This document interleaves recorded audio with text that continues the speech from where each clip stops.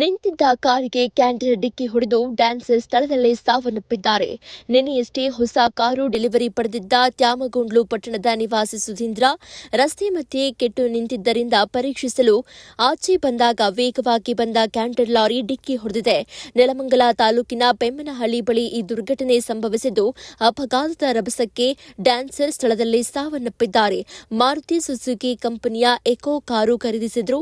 ಜೀ ಕನ್ನಡದ ಸೈ dance show ಸೇರಿದಂತೆ ವಿವಿಧ ರಿಯಾಲಿಟಿ ಶೋಗಳಲ್ಲಿ ಭಾಗಿಯಾಗಿದ್ರು ಸುಧೀಂದ್ರ. ಮಾರುತಿ ಕಂಪನಿಯ ಕಳಪೆ ಗುಣಮಟ್ಟವೇ ಸಾವಿಗೆ ಕಾರಣ ಅಂತ ಸದ್ಯ ಸಾರ್ವಜನಿಕರು ಆಕ್ರೋಶವನ್ನ ವ್ಯಕ್ತಪಡಿಸಿದ್ದಾರೆ.